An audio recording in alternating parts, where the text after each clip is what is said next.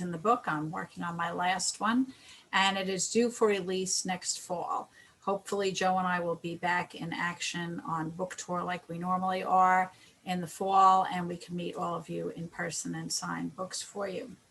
So for now, what we've done this past fall is to sort of reinvent the wheel and start these webinars. So I really do appreciate it, your support during these difficult times, since we are, in the entertainment arts business. It's been very hard hit. So I appreciate you joining us and taking time out of your busy schedules to listen to these webinars. We're trying to make them as interesting as possible for you. And at the end of this one, I'll tell you about some ideas we have coming up for January and February. So Joe, you want to say a few words about yourself for those of you who don't know who you are? Sure. So I'm a medium, psychic medium, and a ghost investigator. And by day, I'm a computer guy. And I got into this whole thing in 1980, officially, when I moved into a haunted house upstate. And after that, I was really interested in ghosts, poltergeists, in being intuitive. And so in 2005, I met Kerriann just by accident. I just went to this Halloween lecture she was giving in Huntington.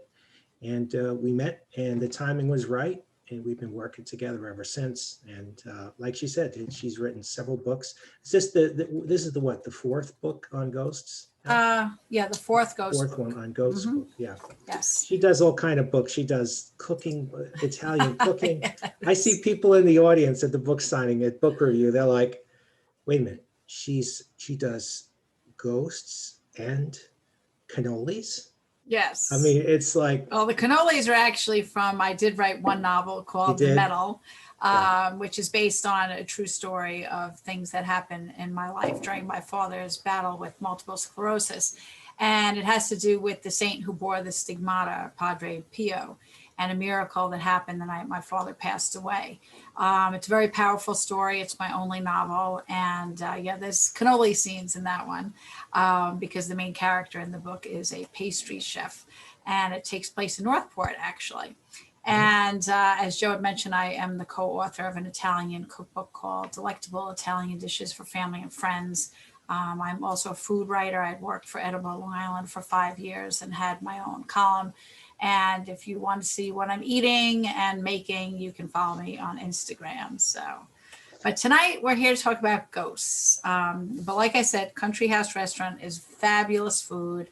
It's a beautiful setting, and the owner, Bob Williamson, clearly loves his restaurant and the business. And he makes every occasion very, very special. So why don't we start talking a little bit about the history? I always say to people, I'm a historian first, a ghost investigator second. So the purpose of my books are really to educate the public on what is out there on Long Island, that we're more than the Amityville Horror, that we have a very rich history. And so my books cover a lot of the American Revolutionary War and our Native American past. And the Country House does have some Revolutionary War stories because the British did occupy the house during that time. It is known to be haunted by the ghost of Annette Williamson, who did live in the house over 100 years ago. And I would have to say, when people say, well, what's the most haunted place on Long Island? I would say out of the over 100 places that Joe and I have investigated throughout the years, that Country House is probably the most consistently active place, haunted locale on Long Island for many reasons. It is a 2.5-story home that was built in 1710 by Obadiah Davis, and it's located on the northeast corner of Route 25A and Main Street in the historic district of Stony Brook. Now the background, and we have some slides and things to show you. In the early 1700s, it was used as a farmhouse by Obadiah Davis and his family, who came to Stony Brook from Mount Sinai. This is a beautiful picture taken in the spring of the house. Now, in the 1800s, the house was used as a stagecoach stop. And after serving 4 generations of the Davis family, the house was sold to an Englishman by the name of Thomas Hadaway. Now, there's a picture of me with Bob Williamson. That's not Thomas Hadaway, obviously. Yeah, But, how do we know? How do we know? Yeah, and I think those are some of his appetizers there that he gives out sometimes. I think so. Yeah, so that's the owner, Bob, which we'll tell you about more in a bit. But when the house was sold to Thomas Hadaway, he was a famous actor and a comedian at the time. And the house and property became known as the Hadaway House. It was operated as a farm until about 1900. During the time it was the Hadaway House, the genre painter William Sidney Mount, who lived down the road, and if you've listened to our webinars before, you've heard a lot of discussion about William Sidney Mount. He often went down to the Hadaway House because they had seances there. Now, in the 1900s, this is another view of the bar area decorated at Christmas time. We were actually looking, I think we were filming our documentary here, which we'll talk about in a little while. Yeah, and Kerriann, I just want to mention that the order of these photos, they ended up being sort of us walking through the house, going up to the second floor, up to the Okay. All right, I'll explain as we go along. So as I mentioned, in the 1900s, it was a private residence, and it became a restaurant sometime between 1960 and 1970. Eventually, the name was changed again, and the Country House Restaurant was born. This is one of the rooms, one of the main dining rooms, and it's, as you can see, it's very quaint. They have the fireplace, and that curtain that you see under the exit sign, that actually leads to the second floor, which is very, very different than the rest of the house. There's a second floor and a third floor. And the second floor, though, was servant quarters at one point. So we do have pictures of that as we go along. And according to historical records, the only insight into the Williamson family living there appears on the gravestones of two of its members, John Williamson and Annette Williamson. The family cemetery is on the property of the country house, back in the woods, and we do have some pictures of the cemetery later, and contains about 50 graves, many of which have been covered by leaves and debris. 4 Revolutionary War patriots are said to rest there: Joseph Wells, Caleb Davis, Obadiah Davis, and John Williamson. Little is known about how long the Williamsons lived there, however. Bob Williamson, that's with a T-Y-N, Bob Williamson, grew up in Stony Brook, and he's owned the country house since November of 2005. Isn't that interesting, Kerriann? That's when I met you. Mm-hmm. Yeah. Isn't that interesting? Yeah. We're all in the thread, right? We came into sure. our parts when it was time to go on stage. Mm-hmm. But he worked in the restaurant for 27 years before he purchased it. He began as a busboy and worked his way up to waiter, eventually became the owner. Growing up, he had heard about the country house being haunted. He had numerous encounters with who he believes is Annette Williamson. Now, a psychic from England came to visit Bob a number of years ago, and he had heard about the country house and asked, if he could come in one night. He came up with ghost hunting equipment and made contact with possibly William Sidney Mount, who we know a lot about. Yes. Kerriann, he's one of Kerriann's friends now. He's an ongoing theme in all of my books, and even in the upcoming book, I'll give you a little tidbit there. There's going to be yet another story about him in the new book. But to go back to the time, here's another picture of me with Bob, and this is on the second floor now. So this is mainly used for storage. That's why you see, peeling paint and things like that. This is not part of anything that's open to the public. The door behind the piano where you see the exit sign, that's the main door to come in from outside. There's a coat room off to the right there. And this is the main entrance area of Country House. So I want to tell you a little bit more about the Williamsons. They were a family. They had several children. Their oldest child was Annette. And during the Revolutionary War, her parents had property in New Jersey, and they had decided to go and check on that property. They had been concerned about it with the British coming, to the various states. So they left for New Jersey, and they left Annette in charge of the household, and she was only 17. And how could a young girl of that age possibly defend herself against the British? The British came to the house, they knocked on the door, and they said that it was a large house, they wanted to take up occupancy. So she could not defend against herself.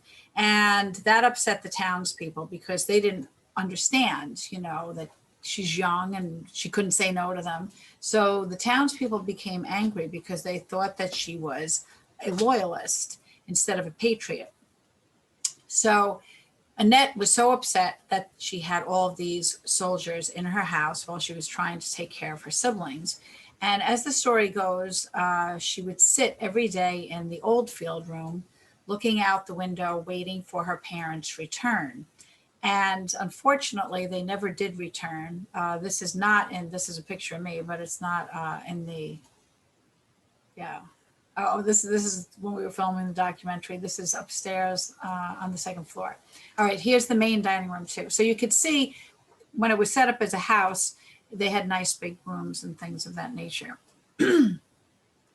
But anyway, so when Annette was in the Oldfield room, I don't know, I guess we'll get to a picture of that room. She was sitting in that room. It's now used for private dining. I think it could seat about 20 people, if that.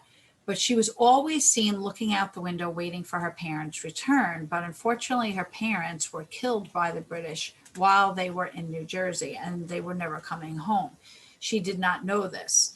The British did stay in the home for a while, and eventually when they left, the townspeople then, believing that the Williamson family were loyalists, they came and they brutally murdered Annette Williamson. There are conflicting stories. Some say she was murdered in the Oldfield room. Others say that she was hung somewhere in the house. But needless to say, for reasons unknown, her spirit has decided not to cross over to the other side. And she has remained, since the 1700s, an active spirit in the Country House restaurant. Now, when Joe had mentioned about this English psychic coming to see Bob at that time, besides William Sidney Mount, he also claimed that he had heard the story directly from Annette Williamson. And during this time, when I did my research, again, I found similar stories to that. So it is unclear exactly who killed her, but she was murdered somewhere in the house. And we believe that it could be the Oldfield room, which is a room that we've had a lot of paranormal activity. So, but it was the psychic who actually told Bob Williamson about the graves. And he went up there himself and started poking around. And he found several tombstones. And one of them was, in fact, Annette Williamson's tombstone. So, yeah, and I just want to mention after we talk about this, then maybe we'll go through this house tour. Okay. Since the slides kind of go on their own story. So do you want to talk about this? I looked for the Oldfield room. It's funny, I couldn't find that particular I think there's a picture that I sent you of you and Bob in the Oldfield room. All right, hopefully it's in here, but Yeah. Okay. Actually, this is it. That's it. Okay. Oh, Yeah, the spirits knew it was coming. Okay, good. Well, this is one angle of it. That's not Right. the window, apparently. This is a side window, Side how this window, was taken. right. But I think there's another picture of you with Bob. This is you back in the second floor. Again, this is just used for storage. I get around, don't I? You do, but you're getting a view here of what the public normally doesn't see. Right. But this was the servants' areas. And there were little tiny rooms. That's what Joe is looking into here.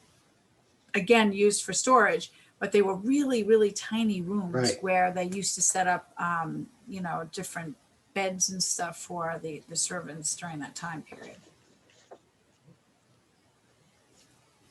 And that was where was there a boiler in that room? I'm trying to remember. No, because this is still the servants' The quarters. servants' quarters, Yeah. yeah. Now, this is up in the attic. Yeah. This is the third floor. And this is where we got some great EVPs, which we'll play for you. So again, used for storage. But these are all the original hand-hewn beams From the ships. in the attic. Yeah. Yeah. It's like the hull of a ship turns upside down. It's weird. Okay, and then we're going to talk about the cemetery in a little bit. I think we're up to that now, Joe. Yeah. So, all right. So we'll talk about that. So is it me? Oh, I have to play a video from Bob. So let me do that.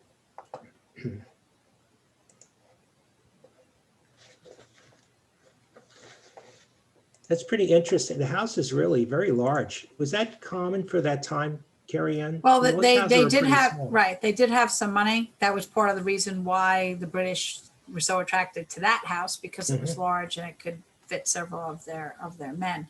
While you're looking for that, there's a got it. quote here, Joe. Uh-huh. You want me to read that, and then you could give examples? Yeah, why don't you go ahead and read And then that? we'll go back to the cemetery. Sure. So this is a quote from my book that I wanted to share with you, that Bob Williamson, he's very animated when we speak to him. And this is a quote.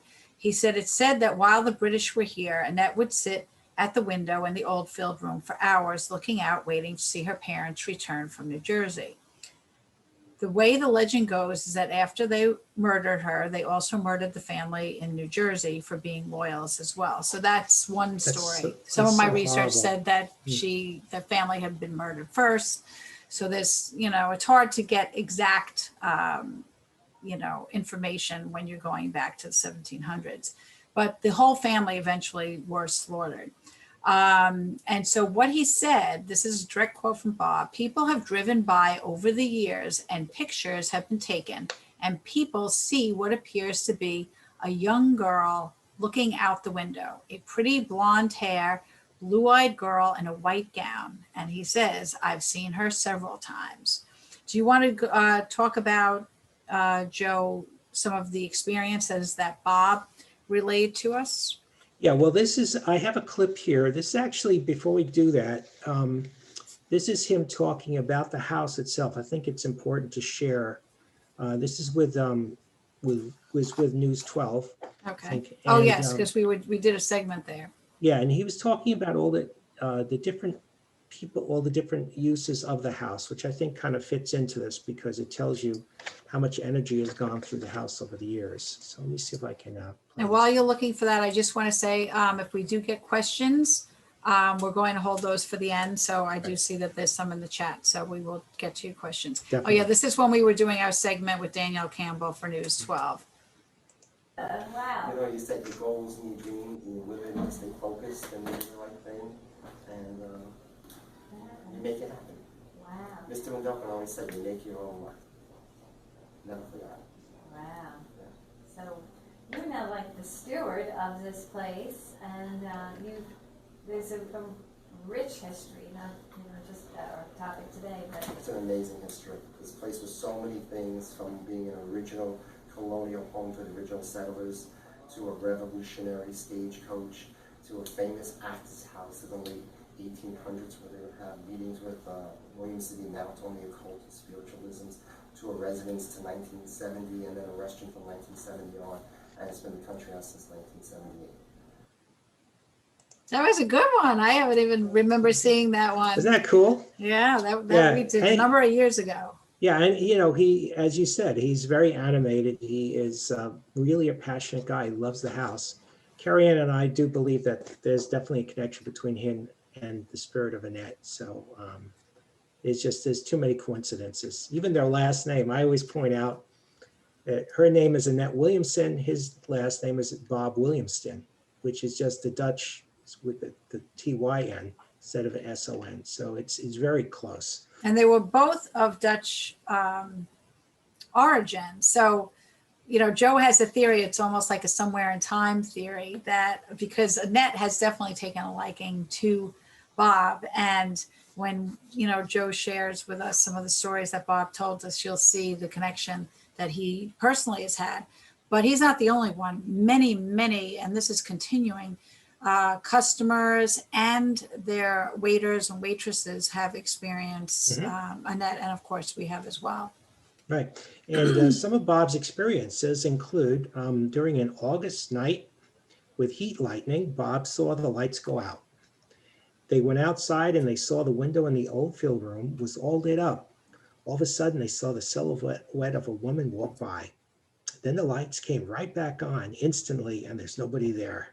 Now, this was around 1980, and it was seen by the entire staff. Isn't that cool? And then another time, the candles were relighting themselves.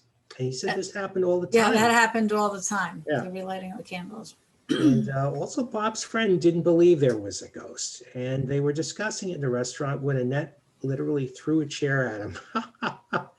They both saw it. Then at the same second, they both caught out of the corner of their eyes the tail end of a white shirt turning the corner.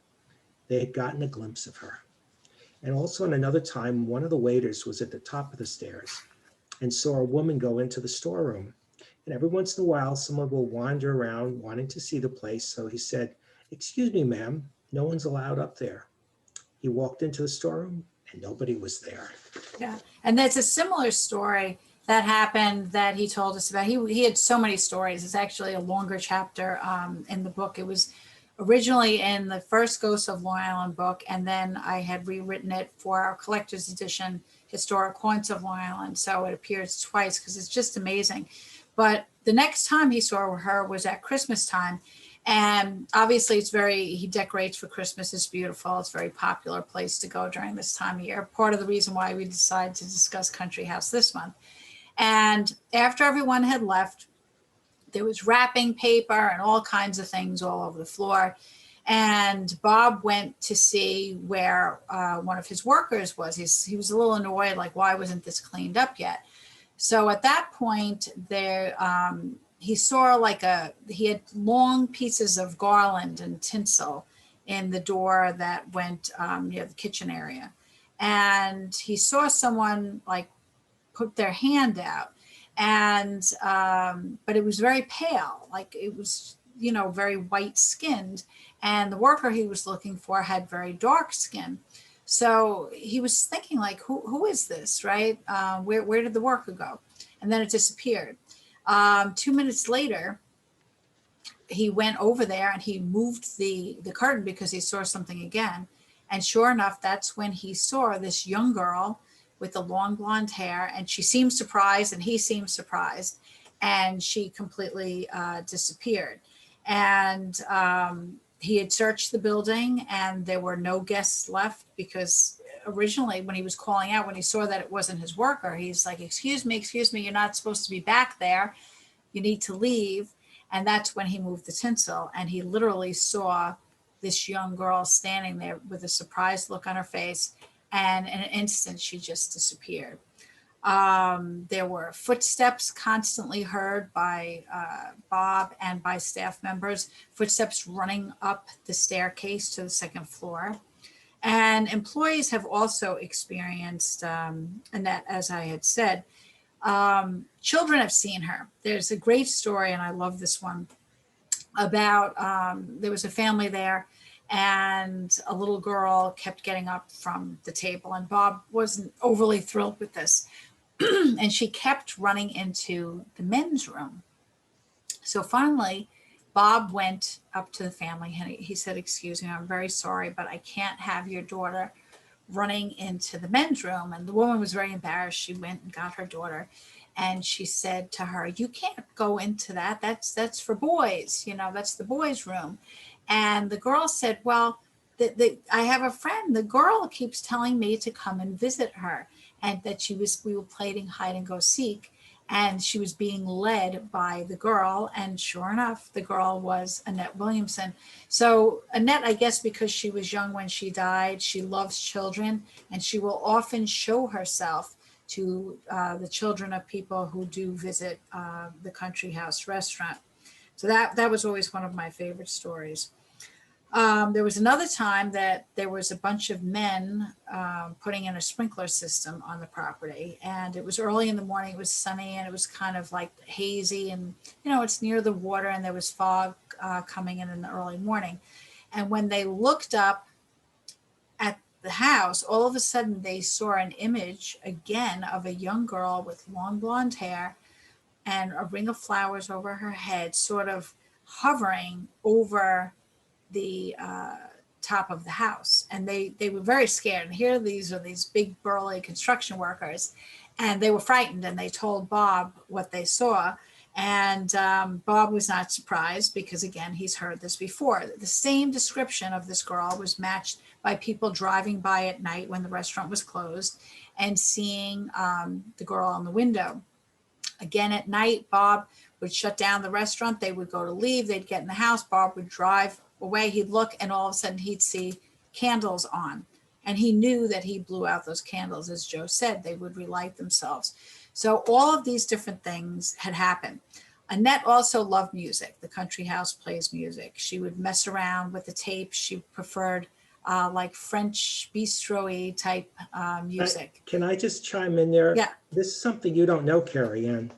I didn't include them tonight, but I have several times where I have recordings at the country house where the music that was playing in the background suddenly sounded like a young girl singing.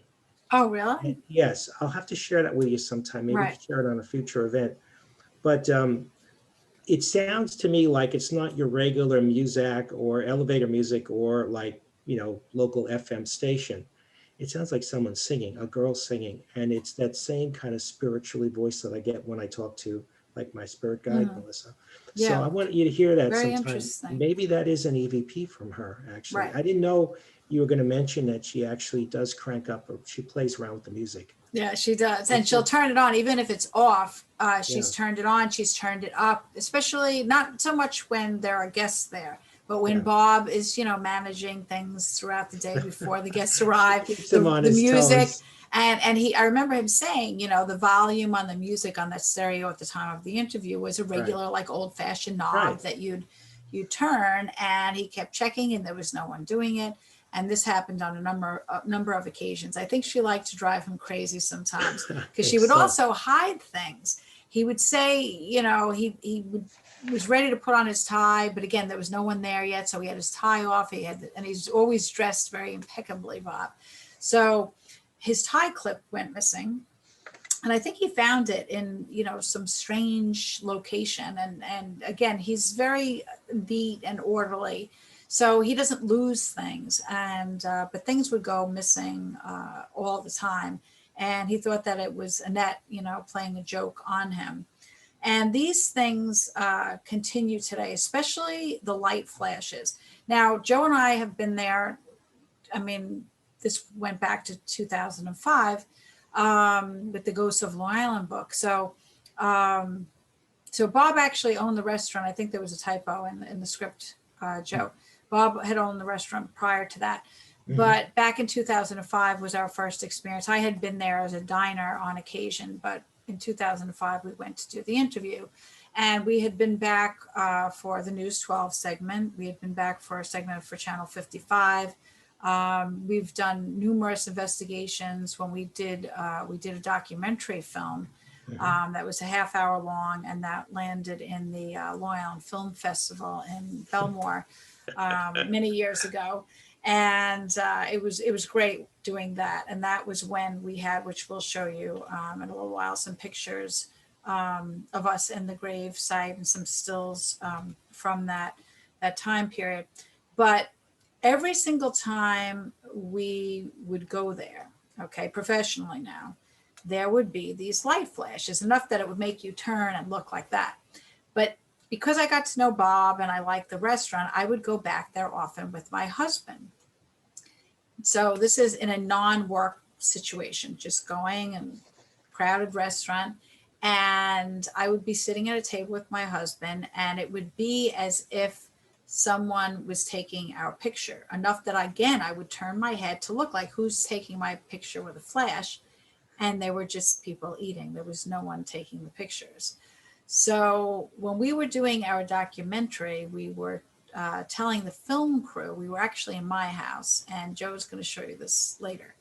We were at my house and we were discussing the events that had taken place during our investigations there, and they were filming. And in my home, we had, at that very point when we discussed Annette's light flashes, we too had a light flash that we actually captured on camera during the documentary filming. So that was, you know, a couple of interesting tidbits there. And there are a couple more stories that I want to relay here about other ghosts. Oh, yes. And also, by the way, it wasn't just the light flashes. I forgot to mention, there's also been the smell of vanilla, the smell of cigarette smoke, and perfume were other things that were going on. So yeah, why don't you talk about now some Sure. of the other ghosts, Joe? And then after, I have an audio clip that I found tonight of Bob and you and myself when we went there the first time. And we actually saw the flash. So after I read these, I'm going to play that clip for everybody. Great. Because it kind of brings back, you remember that day, right, Kerriann? Yes, The way very Bob much. was when we arrived. But other ghosts, not a nice spirit. According to Bob, he said, we'll be standing by the piano and a glass will smash into the front of us. Plates, knives, glasswares, and bottles thrown about when the bad ghost is here. One time, he said, I was down in the wine cellar with one of the waiters, and all of a sudden, bottles were flying as if a juggler was throwing them. And, it reminds me a lot of Katie's Bar, right? Yes. Yeah. Then this was what Joe read was a direct quote in the book from Yes. Bob and something that he had experienced. And there's a connection with Bob and Annette, as Kerriann was mentioning. Right. It's obvious the spirit of Annette is happy at the country house, and she has taken a special liking to Bob. I mentioned about the names being practically the same, and you mentioned about them both being Dutch settlers. So who knows? I would say that almost connection. There really could be. I would say that almost every single person who's worked at the country house has witnessed something or other. Yeah. And I want to also say, Kerriann, that clip at the beginning, that intro, that's from an Abbott and Costello movie called Time of Their Lives. Now, there's something special about that movie.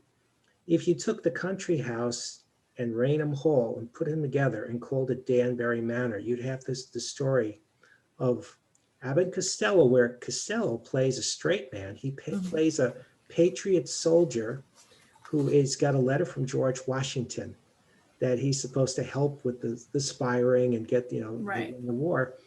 And what happens is he gets killed along with another woman from the mansion who they're friends, Melody Adams. They get killed because they're mistaken as loyalists instead of patriots. Yeah, so it's very similar. Very similar. And that movie was shown to me. That movie came out of nowhere to me, and I had all these other coincidences with that movie, but that was interesting. Well, I like that you put that out in the beginning too, because it's a young woman going up the staircase with a ghostly woman coming down.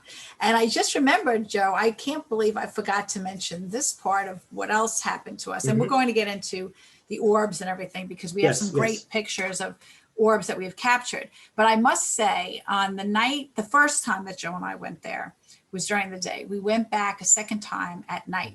And that was when we had captured these orbs, which we're going to share with you in a few minutes. But it was interesting because the orbs, sometimes it takes the spirits a little bit of time to warm up to us. So we've been in places where we're snapping away with the cameras and nothing's happening. And then we ask, spirits, we're doing this for educational purposes to share with our readers. Could you give us an orb or two? With the country house, all we had to do was stand there and start taking pictures, and we were getting tons of orbs. And it was very interesting because I would be standing there and Joe would be like 3 feet away from me, and we would be shooting at the same time. I would capture an orb, and let's say it was down like here. And then in Joe's shot, it would be over here, the same orb. As we blew it up, we recognized them. And there was so much energy. It was almost like it was electrified. So we were here with all of this activity for, I don't know, at least 1 or 2 hours. And then the time came to go home. Joe went back. He was living in Hampton Bays at the time. I came back to Huntington. And as soon as I have a longer driveway and I go through the back door. As soon as I got to the back door, the back porch light blew. So I didn't think anything of it. So I said, all right, came in, my husband was home. I said, oh, the light just blew. If you could bring up, he was in the basement, if you could bring up another light bulb. So I live in an older home, a colonial that was built in 90 years ago in the 30s. And I went to put out a piece of mail. I guess there was a bill or something that had to go out. And we have a double entrance foyer with a basket that I put the mail in for the mailman. So I went, and as soon as I opened the door to the entrance foyer, the light bulb blew in that area. So I'm thinking, this is really strange. I don't understand this, right? I went into one more room. We have an enclosed sunroom area. I went in there to put something away, and sure enough, the The light light bulb bulb blew again. And my amazing. husband was terrified at this point because this was one of our earliest stories. So It's true. he, me, Joe, none of us really knew what to expect on these investigations. And even I was like, oh God, did I bring something home? But I think a lot of what that was, there was so much energy. And there was so much energy surrounding us that we were actually causing the phenomenon. I don't know if I believe at that point that Annette had followed me home. I think Annette was with us, right, Joe, when we did the documentary and we did that clip in the dining room. But I think on the night that I came home, I think it was more of high intense energy. Well, you know, Kerriann, what would you say, Joe? Well, it could have been her because it was her hallmark about the light flashes, although I kind of feel like maybe it might have been what you're saying here, because if you look at poltergeists activity, that's the kind of stuff you see when you have kids with all this, they're going through the bodies changing, they're going into their... Yeah, and that we could do a whole other show on that, because And there's evidence of that, of kids going through puberty and causing events to happen. Right. But my kids were little at the time. No, but I didn't have basically... that. But it was the same concept. I see what you're saying. Well, yeah, because you're throwing out all this energy and you were magnified. You were like, we were like super energized, like two batteries that were charged fullest. Yes. And the same thing with the haunted doll thing, that they're discharging now. You were discharging into your... Yeah. I think the reason Carl, your husband, was worried wasn't because of the ghosts. I think he was worried because he's saying, oh man, it's $9 a light bulb. I got to buy those recycle those 10-year light bulbs now. You already wiped 3 of them out. Right, exactly. So anyway, that's pretty funny. Yeah. So do you want to show some more of the well, photos first, or the EVPs? Well, let's see. On here, I think you're going to talk a little bit about the EVPs.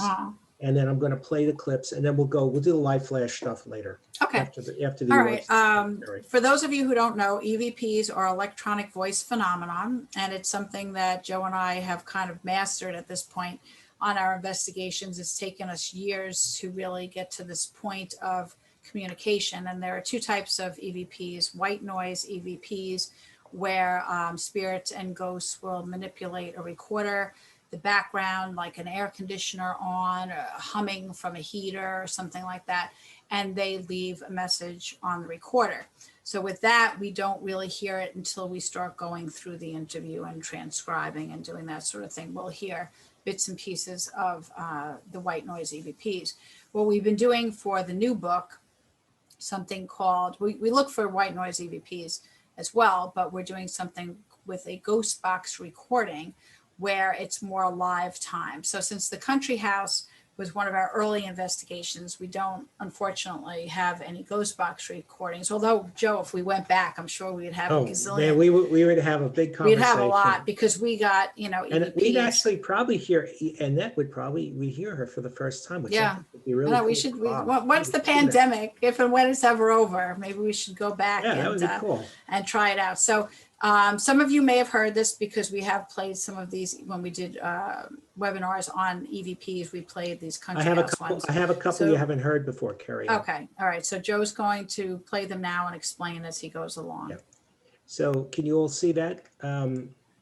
So this one is... Also, if you want to explain about the classes of the EVPs, the white noise ones. These are going to be Class B, maybe Class C EVP. So think of it like a school grade, A, B, C. A is the clearest EVP. The problem with when white noise EVPs are created by the ambient background noise and energy in the room. So what the spirit does, like a radio station sine wave, they take their energy, because they don't have vocal cords, and they modulate it on this background noise, this white noise of the room. And then therefore, if you take the noise out, what you're left with is the voice of the spirit talking to you. So these are the ones you usually you see on these ghost shows. They're very whispery, they're very hard to hear. You might hear one thing, I might hear something else. So again, unlike the ghost box, where it's actually human voice that's coming off the air from radio stations, these are more of a whispery type. So some of these Kerriann has not heard. And going back to the time of their lives film from Abbott and Costello from 1946. He was a tinker in this, and this is one of the EVPs I got upstairs. Many spirits here. So I don't know if you could hear that, but he actually says, Yeah, tinker. I heard it. Many spirits here. So that's kind of cool. And that was the third floor, Joe, for that one? That was the third floor, the attic. Okay. Yes, the attic. right, Just so- ignore the graphics there got mixed in. I didn't shut off the background, so that's what those dots and line is. All right, this one is now, Kerriann, these are actually the full recording of the spirit saying "come," because These are class A. The come yeah. is a class A, which would be the most audible EVP. And what's cool about this is that you'll hear us talking around the EVP. You'll actually hear me comment that I heard someone say hello, which is the same as come on up, so. What from the top? You can go up. I just get too freaked out. I won't sleep alone. You hear him say, I don't know. No, not at all. I just heard something. I don't know if that was the guest, and I heard whoa, whoa, whoa. This is the Christmas room. Come. And I love that one, and it's so clear. And the banging that you hear, I had high-heeled boots on. Yeah. So that was me going up the wooden staircase, and it was weird because that's when they say come. Yeah, I don't know what happened there. I was trying to move to the next slide. What from the top? You can go up. I just get too freaked out. I won't sleep alone. Okay, so this is the second one where he says, another spirit says come. This is, I think we were up in the attic maybe. Yeah, and also in the last clip you hear Bob said, I hate coming up here, something to that effect. It freaks me out. He doesn't like, that's where they store the Christmas decorations. That's right. As he had said. And but he doesn't like going up there. So now he really doesn't like going up there because of getting the EVP. So The EVP, play yeah. this one. This one's good too.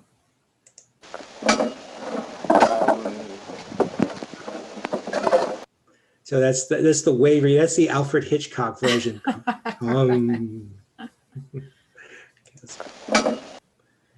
Okay, and then remember, Kerriann, we were talking about, we never got to play. We'll have to play one day the clip from Raynham Hall where they morphed your voice. Oh, yes.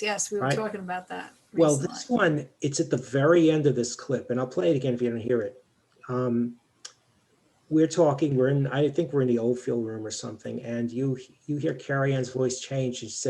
She whispers, Joe thinks I'm fixing her or fixing it or something.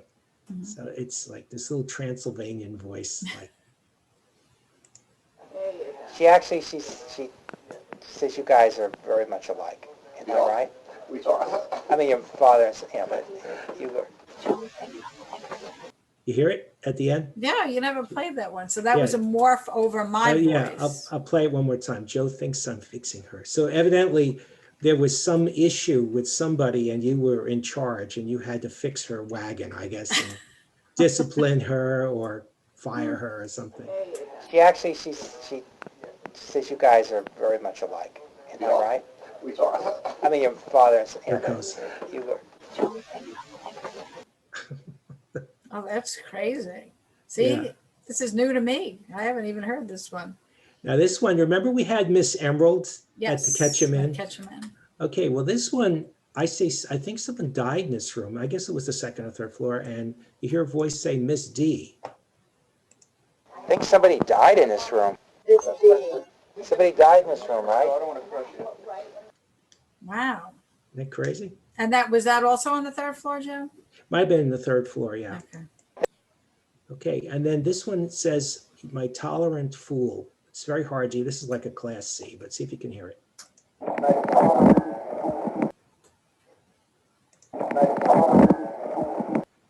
My tolerant fool. That sounds like something you'd hear from the 1700s, right? Mm-hmm. They would call it my tolerant fool.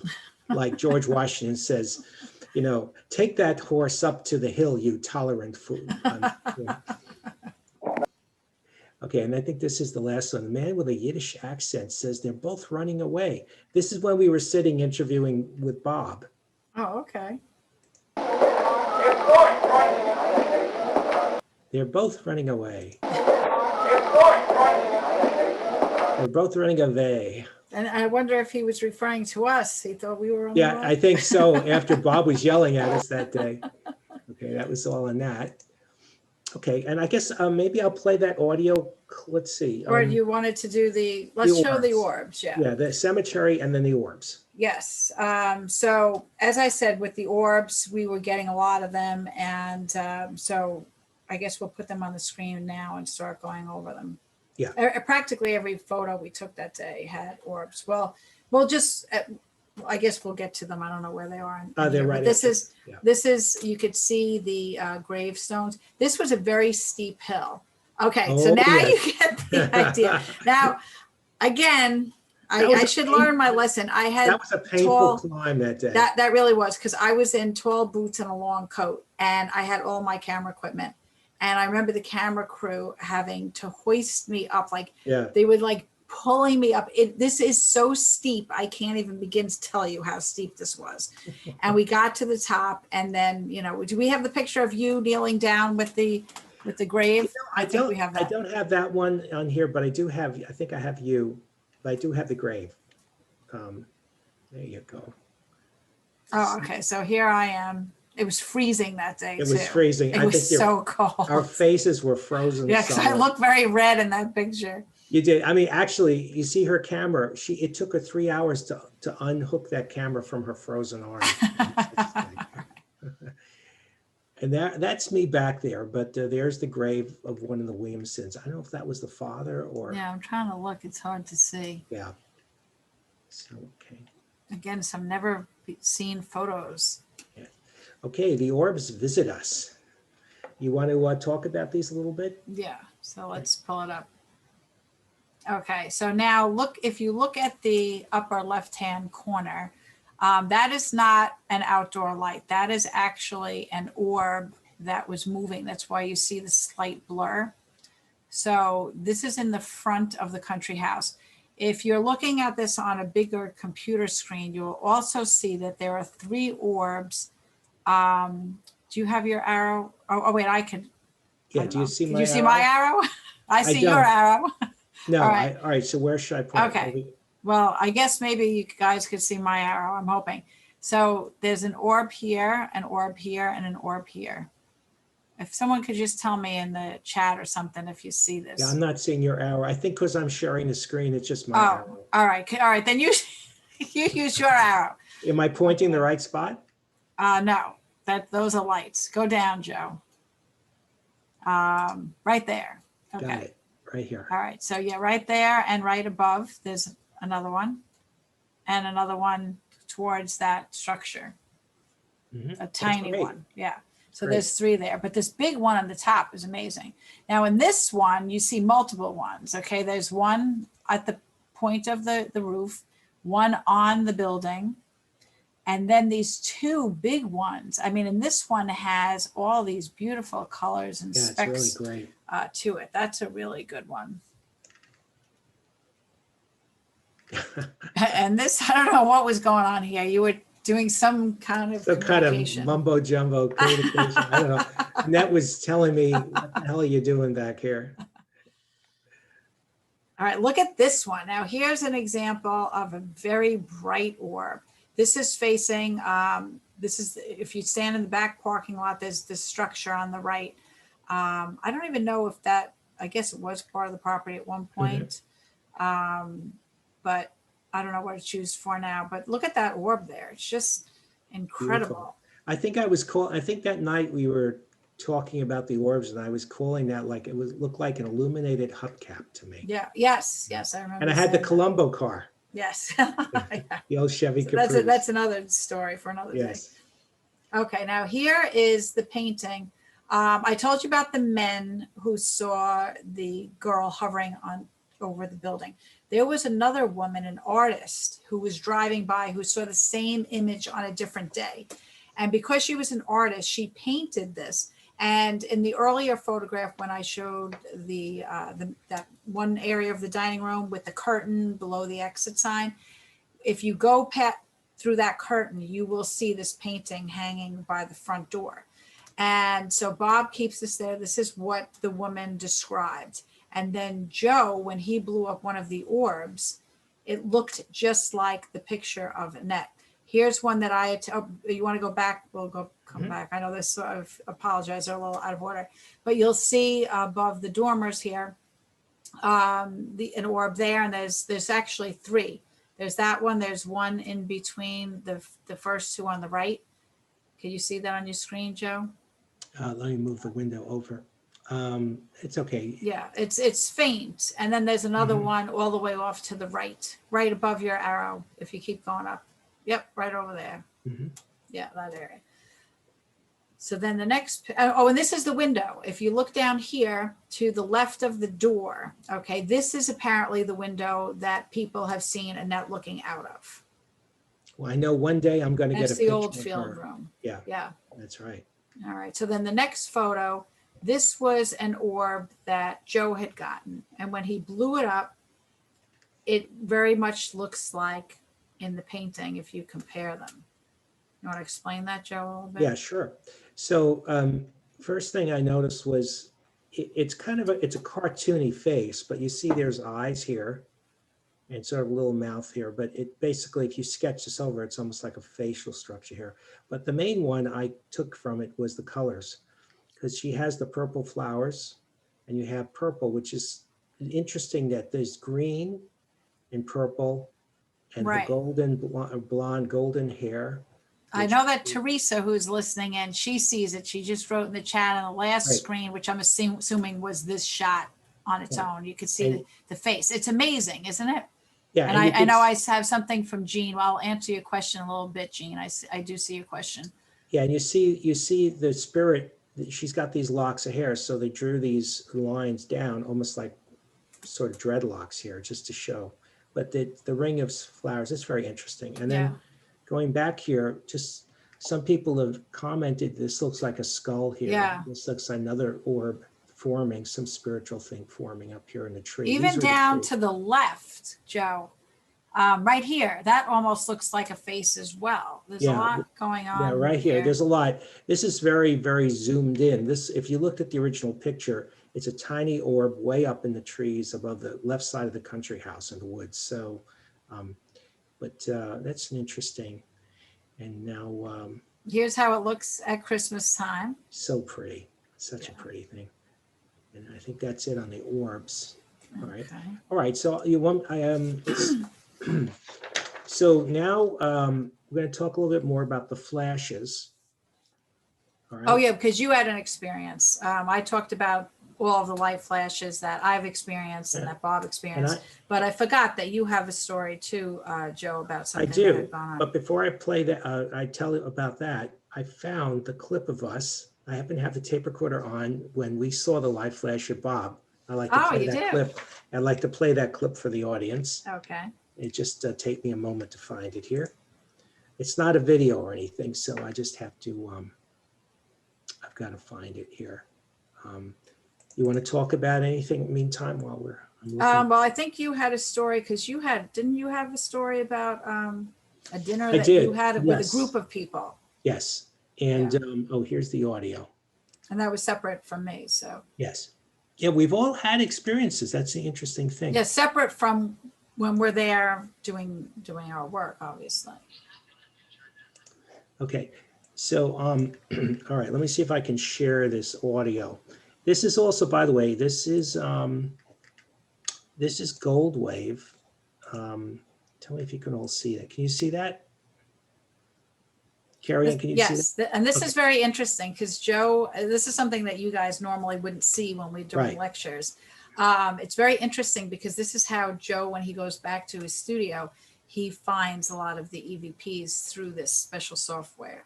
Yeah, and these are the decibel levels. This is the sine wave here, sort of, and you could see our conversation here. So normally, not on this, of course, because this is us talking, but in an interview, but normally you would see us at this level here, up and down, every time somebody says something. And then you see these little tiny spikes or very large spikes of energy, and that's the spirit. So maybe next time we'll play an example of this now that we know this works. So here, anyway, this is the audio clip from the first day we met Bob. And he was going to tell us about the light flashes and everything. Here we go. So she just take a picture in that room? I thought I saw something myself. Oh, I saw it. It was it's like a flash, and there's no picture taking. That's it. You should know. I'm positive. There's no picture taking. I'm telling you. I saw it out of the. Oh, I You'll just catch saw a it. glimpse and it's so fast. No, I saw it. That's it. I saw it. It was the whole room flashed. Yeah. White.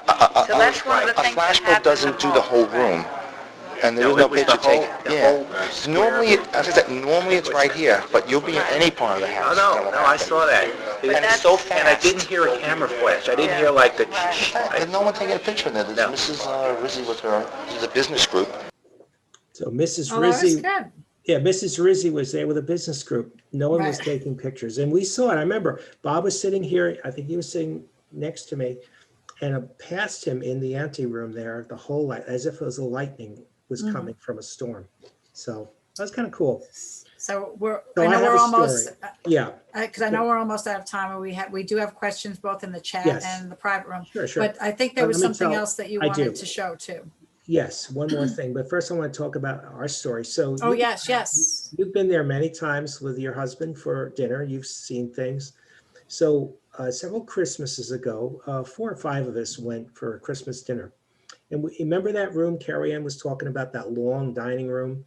Well, if you look at that dining room where all the windows were on the right, we were sitting on the first table all the way in the corner on the right, so sort of out of the camera frame. And every 20 minutes, the entire table, remember Get Smart? Remember that comedy show? They had the cone of silence. That glass enclosure would come down, and it's supposed to, everybody could hear it, but you couldn't hear anything. It was kind of comedy. Well, it was like a cone of light would come over our table every 20 minutes and bathe us like somebody blew a flash bulb off right at our table. Now, every time it happened, the place was packed. I kept looking over to the tables next to us to see if anyone's like, oh, look at that light. What was that? Nobody even budged. We were the only ones that had it. It was our table. Yeah. Because we were all had that connection with Annette, I guess. And the sconces all along the windows, there were like several of these lights in sconces all the way. They were all lit steady, burning steady, except ours. Oh, really? Every few moments, the light would flicker off and on in our sconce. I asked the waiter about it. And he said, oh, well, that's because every time the freezer unit in the kitchen goes on, it's a energy drain, the lights dim. So I asked Bob about it. He says, no way. He said, because all those sconces, all those lights are on the same circuit. If one goes out, they all go out. Yeah. So it was definitely Annette. Yeah. And what's funny, right before we started this webinar, Joe and I were doing a little practice run the last 5 minutes, and we were talking about the light flashes, and all of a sudden I was illuminated. Joe's like, and this happened in one of the other webinars too. It did. We were talking about phenomenon, and I'm in my office with nothing going on and no reason for any light flashes. So it's amazing how these things happen. It is. So what so are you going to show us now? All right, so we're going to finish up. We're going to end and then we'll take questions after that. We'll end our official thing by talking about the light flashes and how Annette, why don't you set this up for us, talking about how she followed you to your home. Right. Well, that's what pilot. Right. But so this was what I explained before in the dining room. So this is the dining room of my house while we were filming the documentary for the Long Island Film Festival. And you have the clip of that, Joe? I do. I'm just queuing it up right now. Okay. And we're about to share it. Just have it for you in a second here. Let's see here. Okay. And here we go. Ready? Mm-hmm.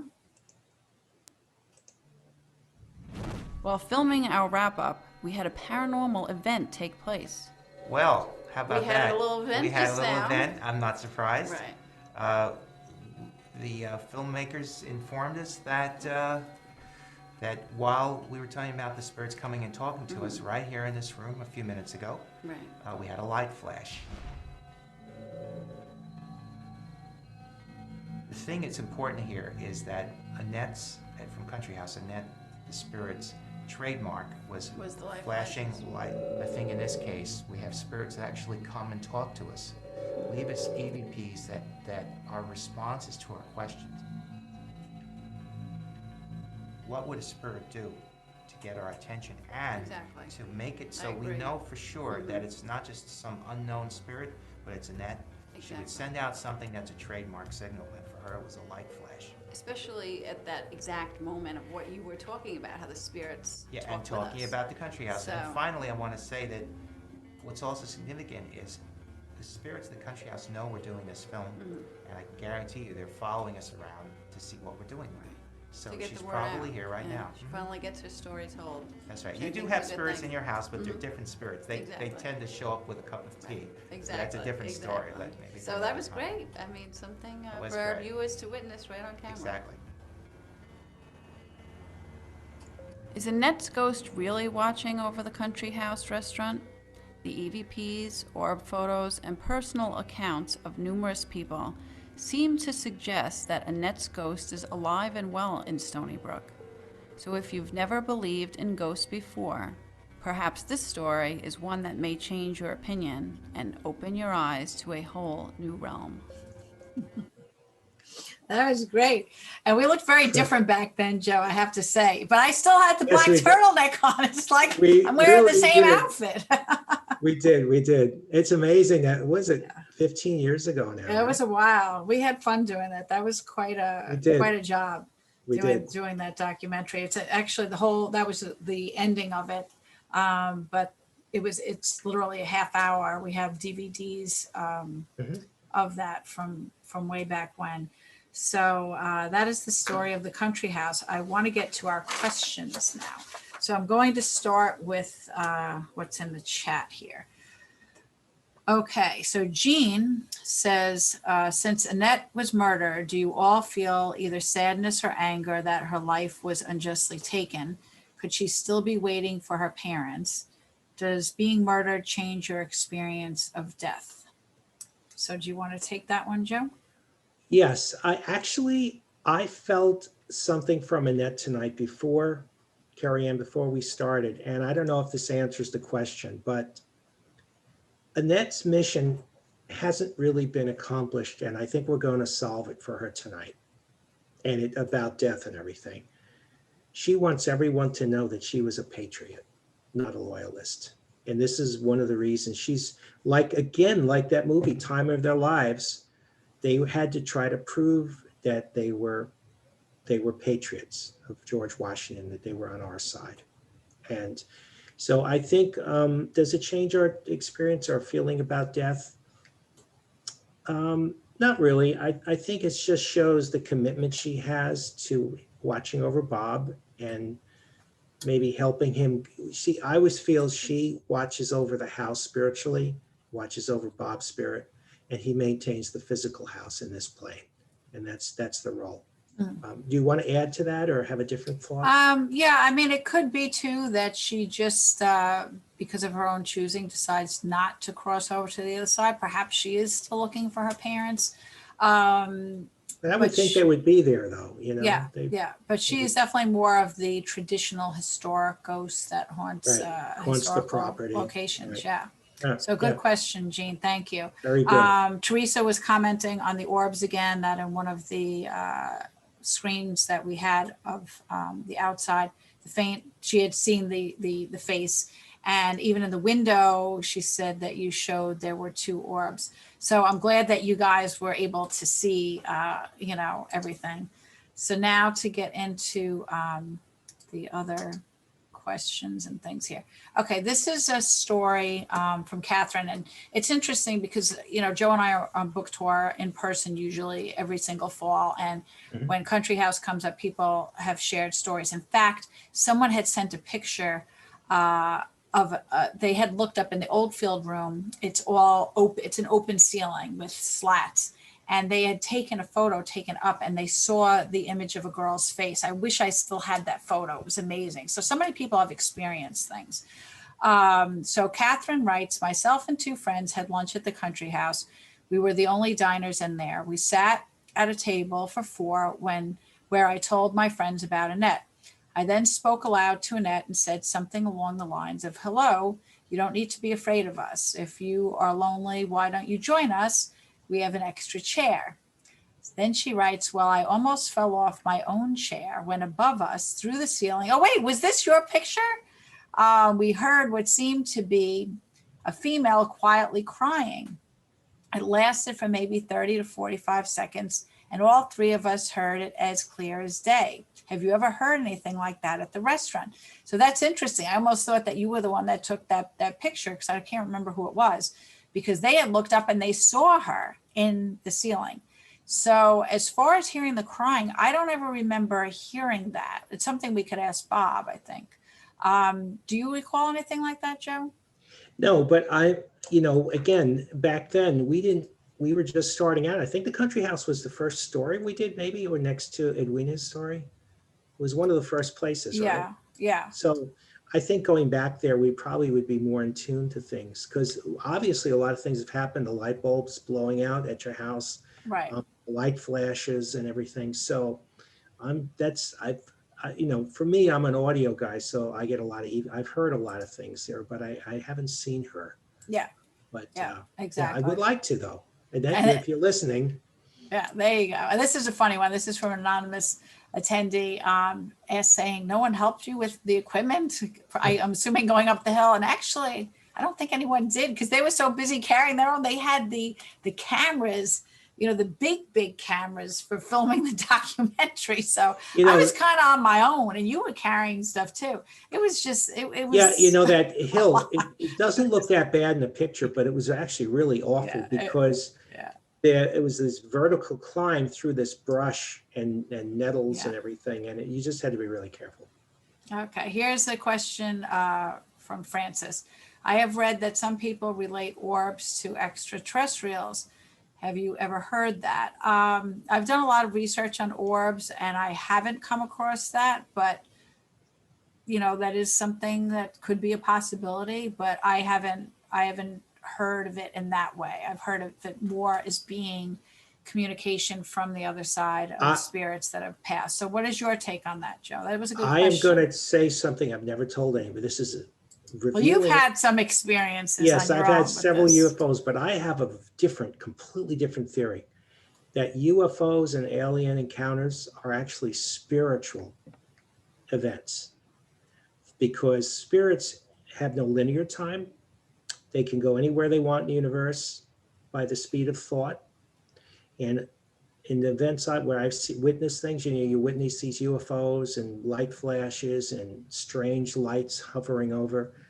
And then there's never sounds, it's always silence. I think spiritual activity, I think spirits are part of the UFO phenomenon rather than. Could be. All right. So, because think about it, that would explain how you can manifest these things. You could travel across the galaxy instantly. It's all light. They're always light anomalies. And so just like an orb, I think a UFO or a spiritual encounter of maybe an alien. Definitely possible. But a little bit out of our realm. All right, next we have a question. It's a pun there, Kerriann? Oh yeah, there you go.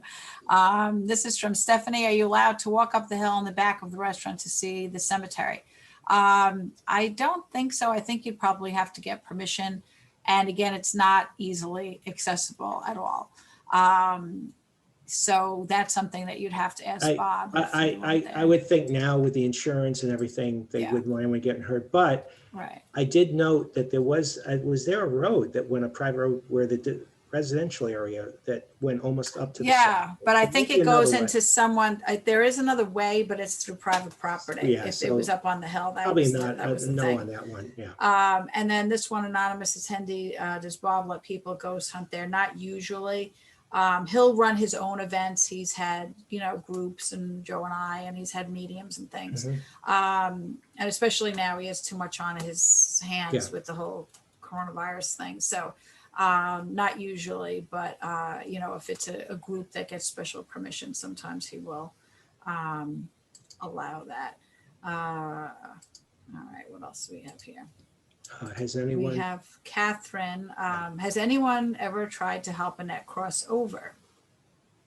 I know that we haven't, because it's not something that we do. And Bob never mentioned it, so I'm not sure.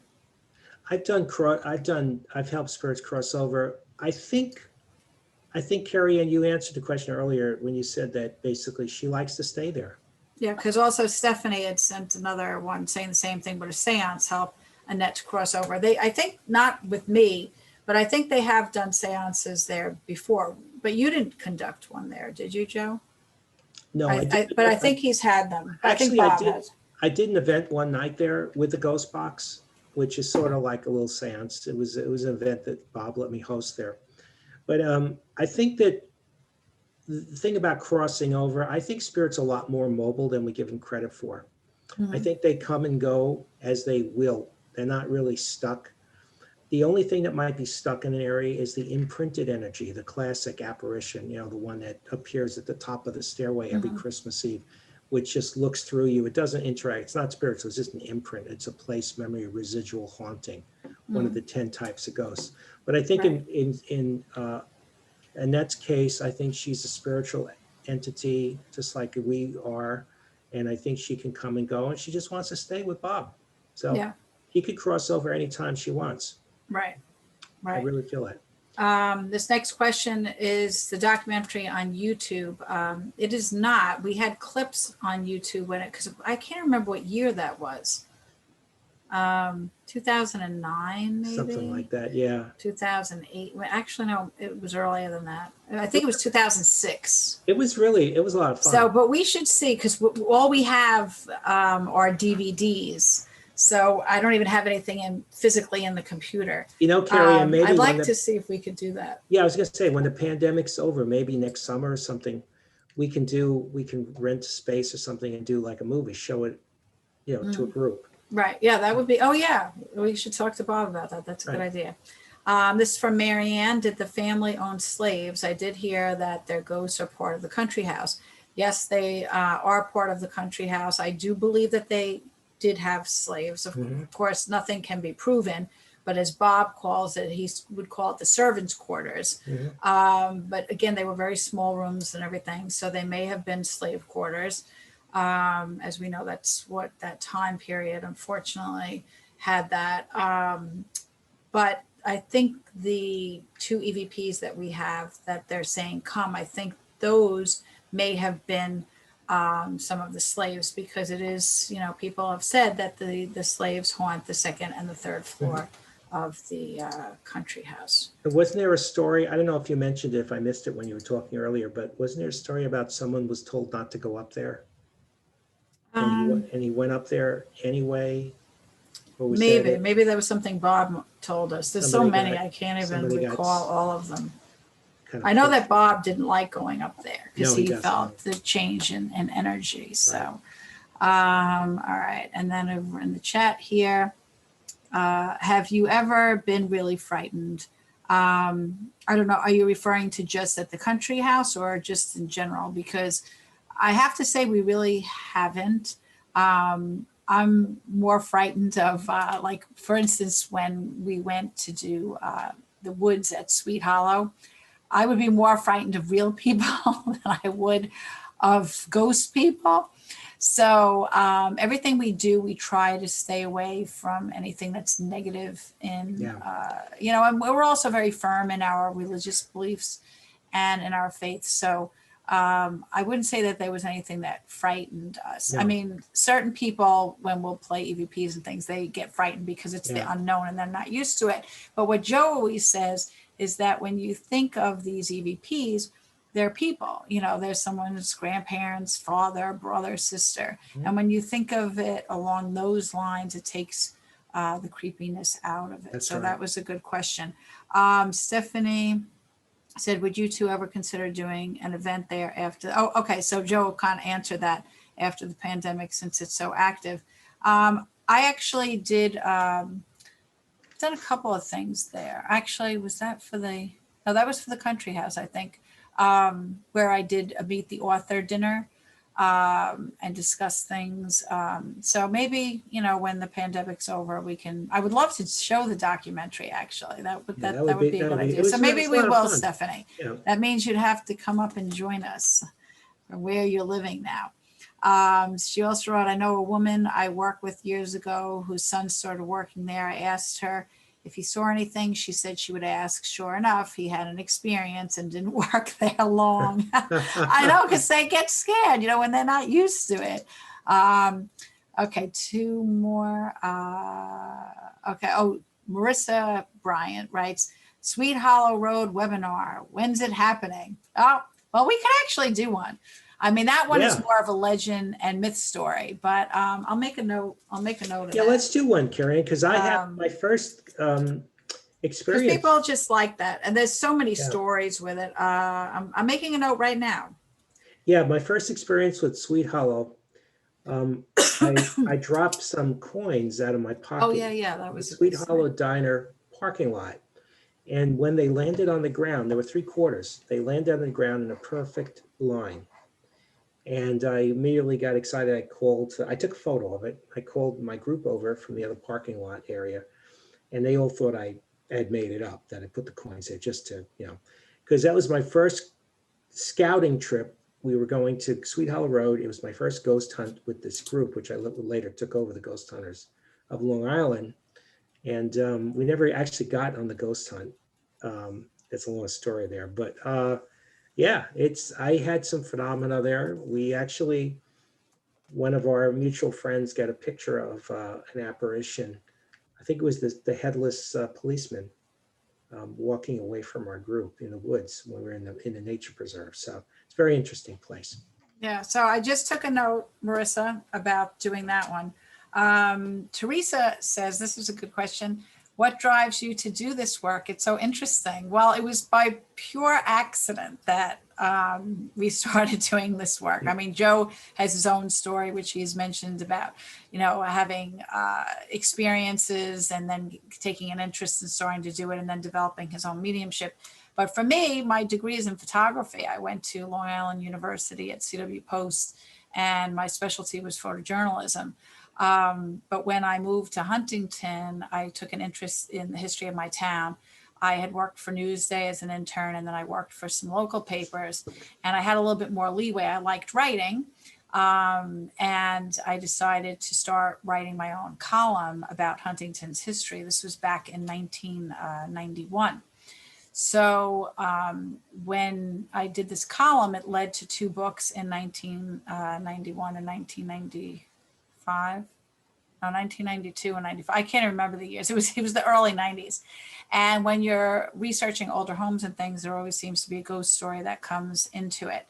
And people loved it. And they asked me for years if I could do something on ghosts. And I didn't want to be considered as a ghostbuster. By this point, I was very involved with the Huntington Historical Society. I was first vice president for 6 years. So I wanted to be taken serious as a journalist and as a historian. I didn't want to be considered a ghostbuster. But as the years went on, I decided to do the project. And I said, what better way to teach local history than through a ghost story? I met Joe. We started working together, and it's been something we've done. On a personal note, as a child, I loved Nancy Drew. And as I got older, I did do a lot of research on my own about the paranormal. I was very interested in all of that. And so the two went hand in hand, and here we are. And I'm working on, like I mentioned earlier, my 9th book. And Joe and I can't wait for you guys to read this next book and to hear what we have gotten on this ghost box. I don't want to reveal anything now, but the books have evolved so much. Oh yeah. And they have become so spiritual, and the history is so rich. I just can't wait for it to come out to share it with you. You have no idea, guys and gals.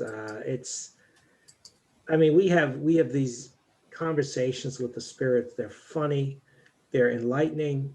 They go on in some cases for 3, 4, 5 minutes. Yeah, it's not amazing. like a whispery hello. It's really great. I'm literally working on the last story. I was hoping to finish it today, but I didn't. We have 18 coming up.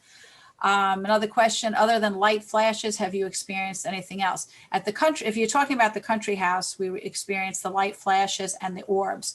But if you're talking about our work on a whole, we've experienced doors opening, closing, We've experienced capturing apparitions on film, hearing footsteps, hearing voices, capturing the EVPs. So we have had Lots of a stuff. decent amount. We've had, I have couple of spirit guides that I talk to on a regular basis. I have recordings, conversations on Ghostbox with them.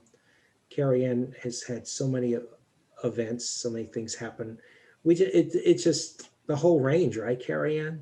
Yeah, there's a lot. Yeah. We have a lot of things.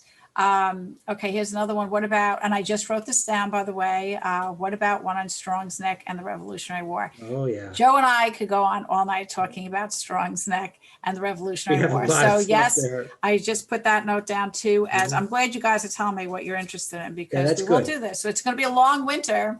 So we will definitely do these. Someone else asked, are there any teasers? Well, here's the thing. I keep everything very much under wraps, but if you guys like my professional, I don't have a personal page. There's like a page that's out there, but it's not active or whatever. If you find my professional Facebook page, you have to like it. So it's not like, oh, ask for a friend. What I do, what I'm planning to do again this winter, is I run contests, and they're really fun. People love them. And I will put up selfies of me and Joe on assignments for the new book, or pieces of photographs of where we are. And I give some clues, and you have to private message me and see if you could figure out, based on the clues, where Joe and I are. And once you private message me, if you get it correct, you get a raffle ticket. So if I usually do maybe 10 of these, every other week or every week, something like that. And you can accumulate a number of these free raffle tickets. And then I usually do a little video, and I pull a name out, because I write everyone's names on the back. So if you play every week, you could have like 10 of them. And then you usually win an Amazon gift card and a choice of one of my books, personalized and signed. So if you do want teasers, then the best way to do that would be through Facebook. That's the only place where I reveal some tidbits. So we have that. So now Jean asks, is there a difference with the death experience when someone was murdered or died naturally? It could be. Sometimes when a person is murdered or dies tragically, they're in shock when they get to the other side. And sometimes they don't believe that they have actually crossed over. So it can be a more difficult transition than someone, let's say, that falls asleep, is older, falls asleep and dies, or someone that has been suffering for an extended period of time that knows that they're going to die. So sometimes there is that shock value there. I'd like to say there's a very funny movie, and I don't remember who the actor is. It's not Adam Sandler. I don't know if it's Adam Brooks or something. I'm not sure, but it's called Defending Your Life. Have you ever seen that movie, Kerriann? So I'm sorry, which one? I was reading one of the chat questions. Defending Your Life. It's a comedy. I can't remember. And if you watch so. Yeah, watch that movie. It's funny. If someone's saying great movie, I know the name of it. Yeah, it basically, this guy dies, and it's kind of the story of how he has to go through this transition before he can cross over. He's got to go to this place called Judgment City, and he's on trial for his life to see if he gets to go forward or There's Meryl Streep in it? Someone's asking. Okay. Meryl Streep, that's it. Yeah. It's funny. And I must have seen it. Yeah, I found it. It's hard to find. Sometimes it's on different, streaming channels, but if you find it, it's a very funny movie. Okay. All right, we're almost at the end here. We have someone asking about what a ghost box is. Oh, sure. Here, I go up and right here.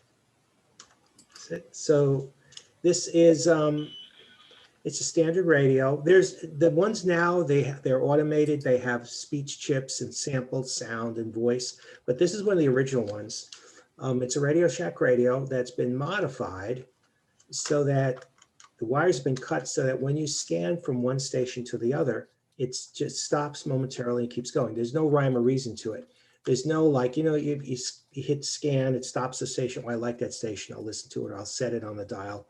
I'll remember what that station's frequency is. But in this case, it just stops and goes, stops and goes. The spirits monkey with the scanning and the stopping and going. When they get to voices on the air, could be a weatherman, could be a sports channel, could be a talk radio, they will stop and they will take the voice information from that person and answer our questions, okay?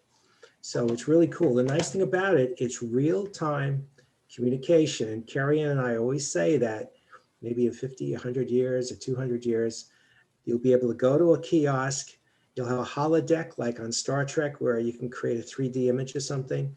Right. You'll run your credit card through and you'll be able to talk to your great-grandmother real time from the spirit world if she wants to talk to you. And I think the same person is asking if we could demonstrate that. It's funny that you should ask that because Yes. today, Joe and I were just talking about You must be trying to see, psychic. we're out of time tonight, but I'm getting my pen again and I'm writing another Yeah, we're going to try thing to down figure out how and to do one just about the ghost box. We would have to see if we could get this to work and if you could hear it. So it's a little bit Yeah. more involved. You know, Kerriann, one But- thing I'm thinking is if what Well, they could go to the website. If you go to my website at www.kerriannflanaganbrosky.com, and if you don't know how to spell that, you could just go to ghostsoflongisland.com. Okay. And if you go under historical haunts of Long Island, it might be under the Ghosts of Long Island too. You can actually listen to EVPs and ghost box recordings from the past books. So why don't you start with that, and then we'll see if we could figure out how to do a live discussion. I mean, a Yeah. live showing and of it. Kerriann, I could think at the very least, we could do the recording. I could have it live with a microphone, record it, upload it to the computer while you talk about something. And then I could share that screen and then we could listen to it together. Yeah, So yeah. it's- Well, we'll figure it out. Yeah, we'll figure it Like out. I said, I'm taking notes as you guys are saying this. There's Okay. a question here. My, Would you yeah, consider? there's one over. I'm looking at two places here. Did I Yeah, there's one. lose them? Would you consider hosting a private ghost tour? Absolutely. Yeah. Yeah, Where- absolutely. We would. Did I miss We that do one? that all the time. Okay. All right. The other thing was unrelated. This is from Marissa.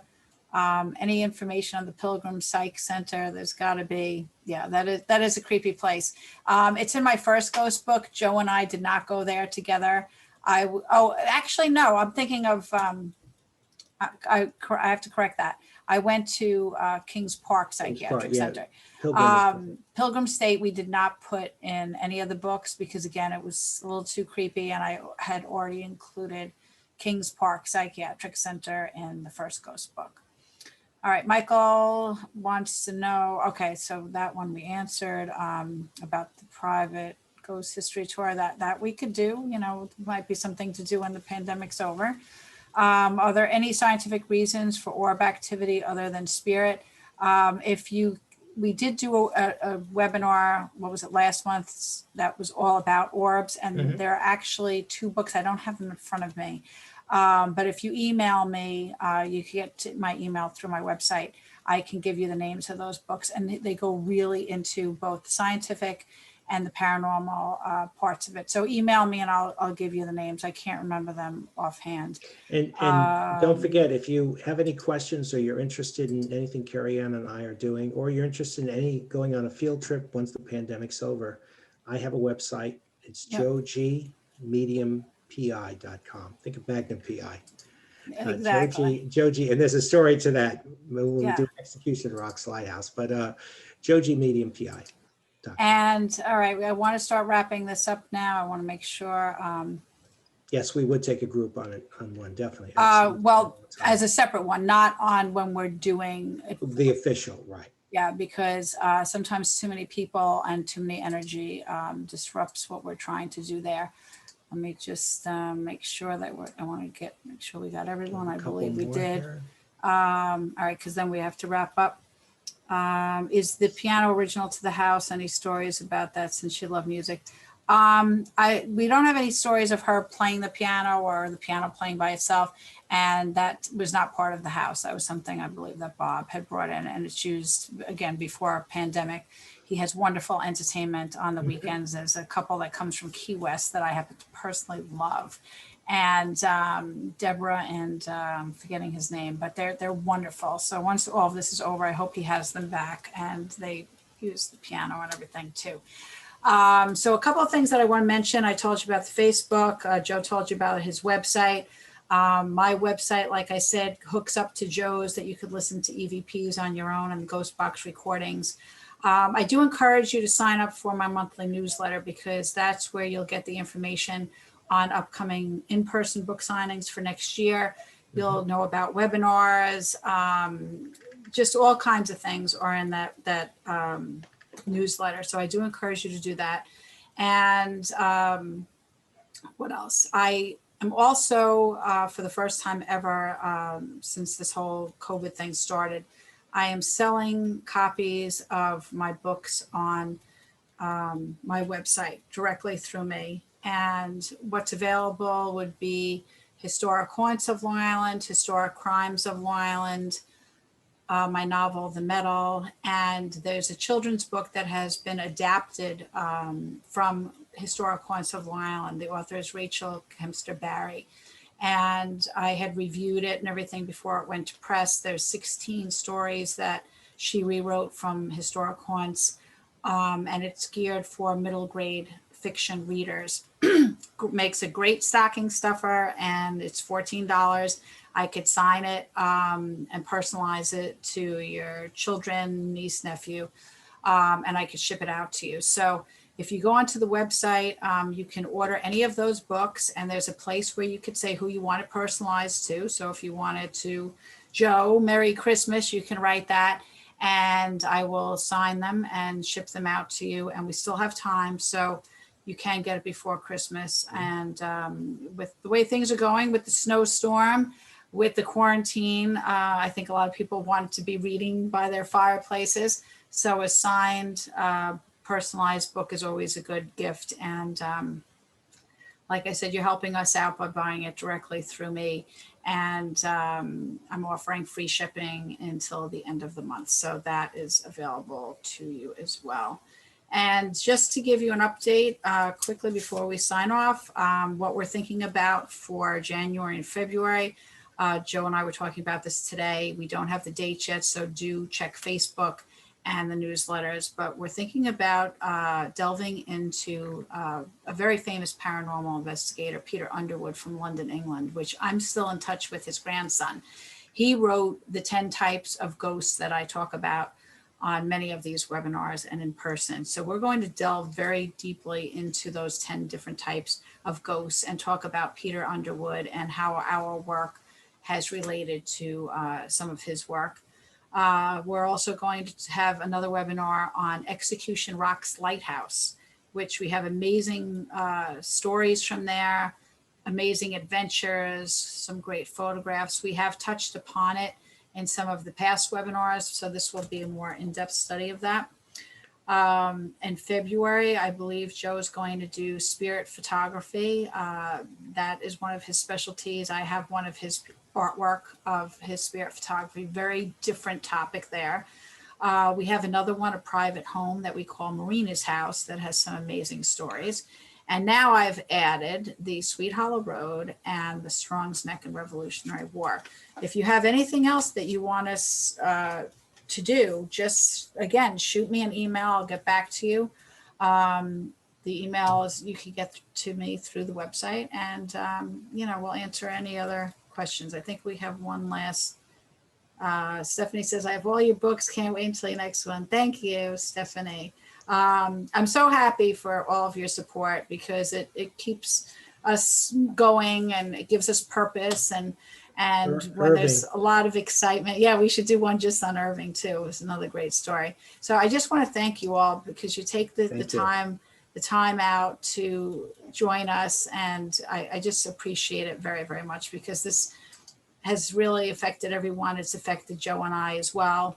Not being able to do in-person events and paid speaking events and that type of thing. So I do appreciate all of you very, very much. And everyone stay Stay warm. Thank you for your comments. Great show. Stay warm in the snow, and everyone stay safe and healthy.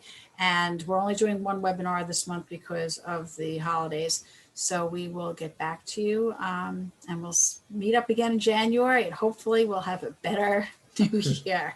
Gotta All be right, better than anything this else? year. Okay, can't wait for more to come. Excellent. All Thank right. you. Take care, Take care, everyone. everyone. Have a great night. Bye. Bye.